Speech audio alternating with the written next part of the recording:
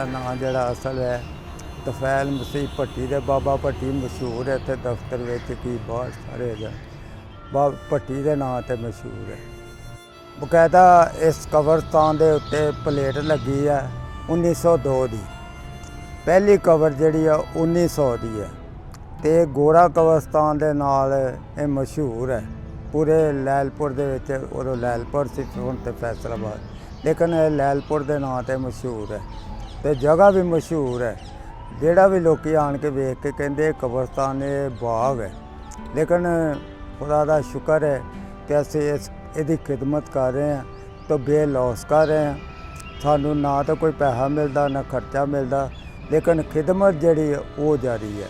हुण इन्होंने देखा कि कब्रां उस तरह महफूज ने, कबर में कोई टुट भज या तो कोई ऐसा काम नहीं हो कि जड़ा कोई उंगल आन के उठाए कि तो कब्रस्तान की हालात कैसी।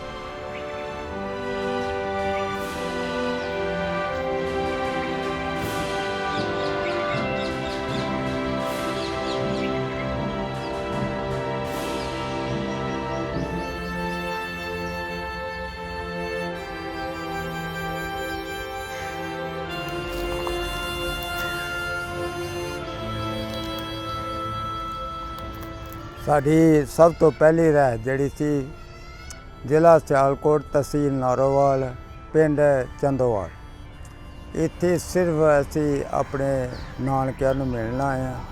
वाल साडा वालदा भाई अं 4 भैन भरा सा, चारे इत्थे सिर्फ मिलने वास्ते इत्थे आए हैं। कोई वक्त बाद के उदों ही काम जिहड़ा सी भी खराब होया सी। हिंदुस्तान पाकिस्तान बनन दा ते कब ये हो गया कि हिंदुस्तान ते पाकिस्तान अलहदा हो गए।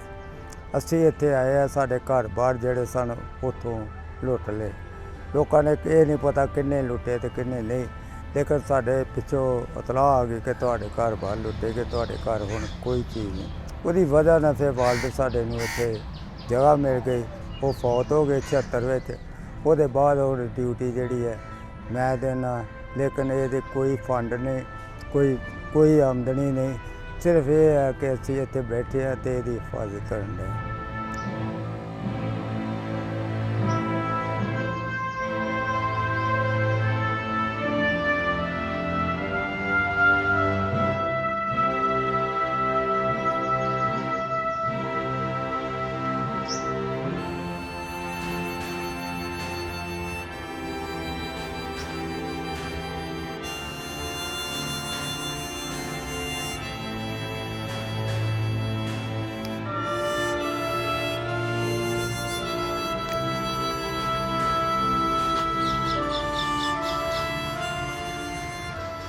ये तस्वीरां जड़ियाँ लगियां ने ये सिस्टर ने जड़ियाँ सेंटर राइफल विच ड्यूटी करदियां हन, वो फौत हो गई।